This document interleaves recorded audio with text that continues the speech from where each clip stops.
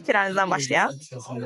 Çox fikir bildirmək istəmirəm, çünki biz bu oyun vaziyətindəyik. Demək olar ki, 3 xalsını görmüşdü, amma təəssüflər olsun ki, bir xalına qayıdırıq. Bu oyundan Çanatovun qalibiyyətsizlik seriyası 5-ə qalxdı. Yəni bu barədə fikriniz niyə belə oldu? Niyə bilmirəm, çünki udmuruq. İnşallah gələn oyunlarda yəqin ki, belə olmayacaq. Çünki bizə qələbə lazımdır, xallar lazımdır. Yəni ki, çox xal itirmişik. Yəni ki, şansımız yoxdur yenə xal itirməyə. Bugünkü oyunda hansı səhvlər buraxdınız? Səhvlər. Belə də çox səhv buraxmamışıq. Səhv olsaydı biz gol buraxardıq, amma gol buraxmadıq. Sadəcə moment yarada bilmirdik.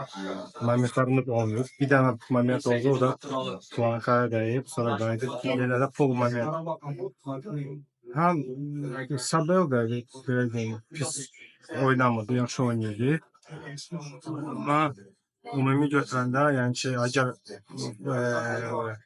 moment yaratsaydı, gol vursaydı, hər şey başqa cür ola bilərdi.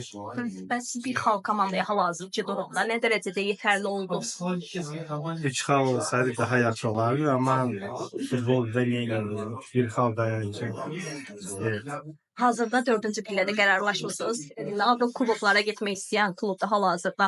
Yəni sizdən əlavə kubokda Neftçi ilə Sabah da mübarizə aparır. Düşünmürsünüz ki, onlar qalib gəlsə siz yəni gedə bilməyəcəksiniz. Hal-hazırda belə deyəndə 7 tur ərzində nəyi dəyişməlisiniz ki, daha yüksək pillələrə qalxasınız? Qələbə qazanmalıyıq. Daha çox xal qazanmalıyıq ki, yəni ki 4-cü yer yox, 3-cü yerə mübarizə aparaq. Belə də bilmiyorum nə deyim. Qarşıdakı turda Sabahla qarşılaşırsınız. Yəni 4-cü pillədə siz, 5-ci pillədə ol, yaxın pillələrdə siz. Yəni oyundan gözləntilər nələrdir? Azar qələbə qazanmaq. Çünki başqa variant yoxdur. Əgər orada da xal itirsək və daha yaxınlaşırlar, ondan sonra çətin olar. Son 5 oyuna 2 bal, təbrik bir xal da bir xalda, amma ki 5 oyuna 2 xal Avropa kuboklara getmək istəyirsiniz. Getmək istəyirəm, amma xal qazanmalıyıq da. Yəni o pis nəticədir. Belə baxanda pis nəticədir.